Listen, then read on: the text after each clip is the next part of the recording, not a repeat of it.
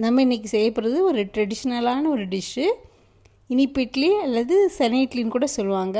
அதை ஸ்டஃப் பண்ணுறதுக்கு ஒரு பூரணம் தேவை. அதை எப்படி செய்கிறதுன்னு பார்க்கலாம். பூரணம் செய்ய போகிறோம். அதுக்கு நம்ம இந்த பாசிப்பருப்பை நல்லா செவக்க வறுத்துக்கலாம். முன்னாடினா பெரிய முழு பருப்பை வறுத்துக்கிட்டு அதை உடச்சி க்ளீன் பண்ணி பண்ணுவாங்க. இப்போ நமக்கு ஸ்ப்ளிட்டடாக கிடைக்கிறதுனால அதையே நம்ம யூஸ் பண்ணிக்கலாம். இதுவும் கிடைக்கலன்னா நீங்கள் பாசிப்பருப்பு இருக்குல்ல, மஞ்சள் பருப்பு, அதை நீங்கள் நல்லா வறுத்து யூஸ் பண்ணிக்கோங்க. நல்லா சவக்க வறுக்கணும். இந்த பருப்பை நல்லா சவக்க வறுத்தாச்சு. நல்ல மணமாக இருக்குது. இதை இறக்கி கொஞ்சம் ஆற வச்சுக்கலாம். வெள்ளைப்பாக எடுக்கிறதுக்கு பேனில் கொஞ்சம் தண்ணி ஊற்றிக்கலாம். அதில் வெள்ளத்தை போட்டு கரையிற வச்சுட்டு நல்லா கெட்டி பாக எடுத்துக்கோங்க.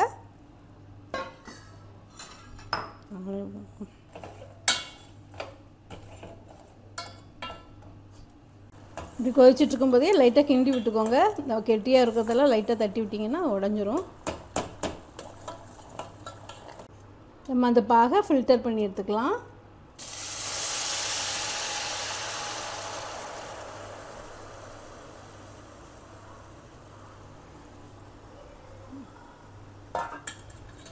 பாகு இந்த அளவு திக்கான உடனே நம்ம வறுத்து வச்சுருந்தோம்ல அந்த பருப்பை போட்டுடலாம்.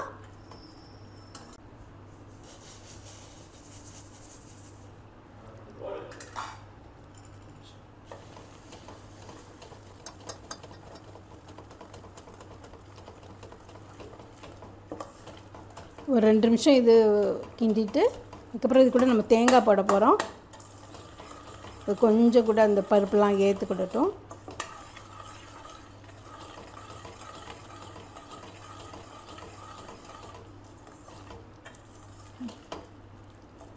நான் 1.5 கப் தேங்காய் எடுத்துருக்குறேன். அதையும் போட்டுக்கலாம். போட்டு மிக்ஸ் பண்ணி விட்டுக்கலாம்.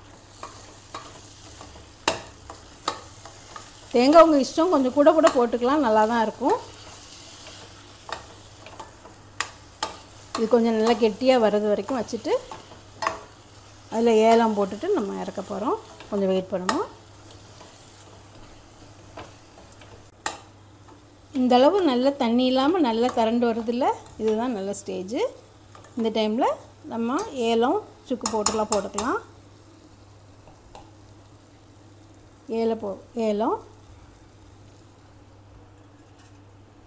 சுக்கு பவுடர் போட்டுட்டு எப்போவுமே இந்த மாதிரி இதுக்கு ஒரு ஸ்பூன் நெய் விட்டால் நல்லா மணமாக இருக்கும்.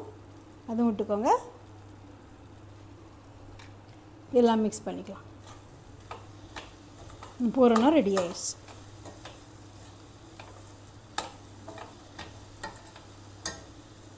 நல்ல மணமாக அழகாக சுருண்டு வந்திருக்கு பாருங்கள்.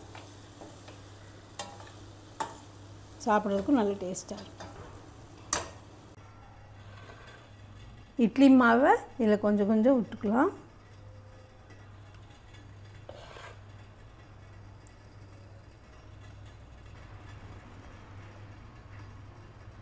இதுக்கு மேலே நம்ம ஆற வச்சுருந்தோம்ல அந்த பூரணத்தை கொஞ்சம் கொஞ்சமாக வைக்கலாம்.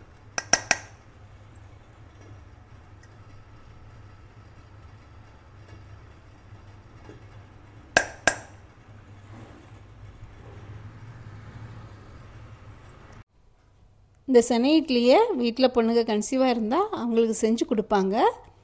இது வந்து ஊரில் தெரியப்படுத்துறதுக்காக நிறைய செஞ்சு சொந்தங்களுக்கும் கொடுத்து விடுவாங்க. வச்சப்புறம் அதுக்கு மேலே கொஞ்சம் இது மறைக்கிற மாதிரி விட்டுக்கலாம்.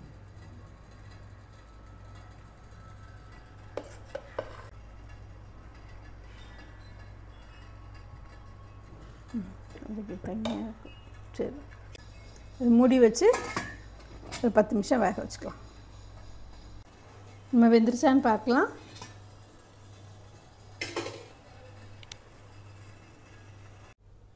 நல்லா வெந்துருச்சு. இந்த டிஷ்ஷு நல்லா டேஸ்டியாகவும் இருக்கும், நல்ல ஹெல்த்தியும் கூட. நீங்களும் வீட்டில் செஞ்சு எப்படி இருக்குன்னு கமெண்ட் பண்ணுங்கள். ப்ளீஸ் சேனலை சப்ஸ்கிரைப் பண்ணி சப்போர்ட் பண்ணுங்கள். ஓகே, தேங்க்யூ, பாய். நெக்ஸ்ட் வீடியோவில் வேறு ரெசிபி பார்க்கலாம். Please like, share and subscribe.